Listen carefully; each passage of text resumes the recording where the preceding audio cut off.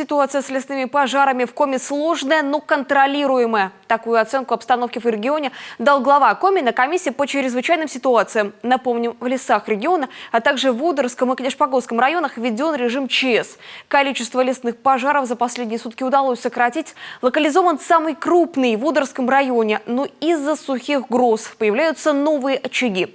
На борьбу с огнем мобилизованы специализированные силы и средства нашего региона, соседних регионов и федеральной авиалесохраны.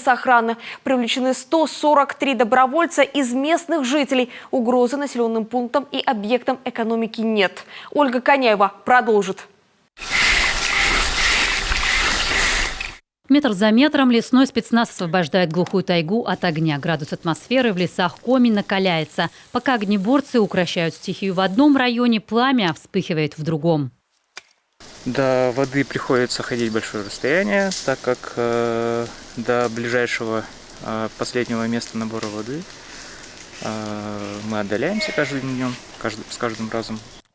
Ручной труд, километры пешком в обмундировании и в 30-градусную жару. Большинство пожаров в удаленных и труднодоступных местах. Вся работа на плечах парашютистов-десантников. Заброска только по воздуху. Сейчас группировка пожарных, 507 человек, прибыли на помощь. Огнеборцы из Архангельской области, Карелии, Мариэл, Пермского края.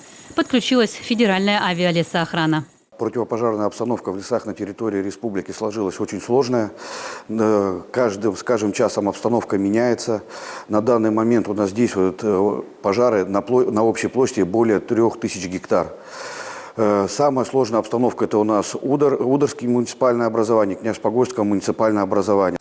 В большинстве случаев причина пожаров – сухие грозы, жаркая и ветреная погода. Поле повышенного давления уходит за Урал, говорят синоптики, что дает надежду на снижение класса пожарной опасности в лесах. Но пока развитие событий непредсказуемо. Дождей, которых облажные, которые могли бы сами потушить пожары, ожидать не приходится.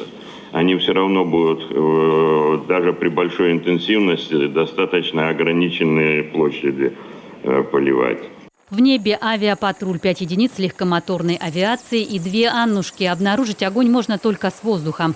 6 Ми-8 на перегруппировке сил. Ведется мониторинг с помощью спутниковых систем. Отлажено межрегиональное взаимодействие, контроль надзорных органов. Все действия четкие и правильные, отмечают эксперты. Последний раз режим ЧС в лесах Коми вводили в 2013 году. ЧС вы ввели абсолютно правильно, абсолютно своевременно. У вас уже задействовано порядка 70 сил сводного плана. У вас сейчас уже на данный момент в 2 районах ЧС была введена, то есть абсолютно вовремя. Это позволяет нам всем своевременно наращивать группировку сил и средств, привлекать федеральный резерв.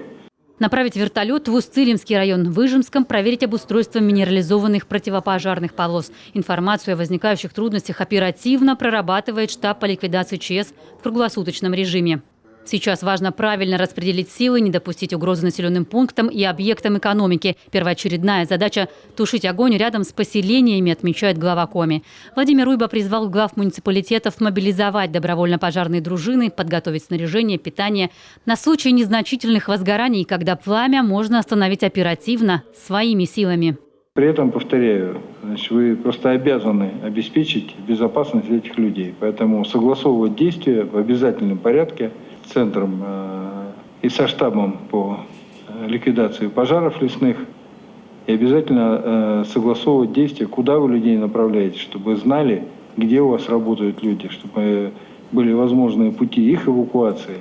С начала пожароопасного сезона уже зафиксировали 215 пожаров площадью почти 5000 гектаров. Жители республики просят ограничить пребывание в лесах. На территории всего региона запрещено разводить костры, огонь в мангалах, сжигать мусор. В Усть-Илимском, Удырском, Сосногорском, Ижемском районах и в Усинске сейчас больше всего очагов лесных пожаров. Ольга Коняева, Артем Соколов, телеканал Юрган.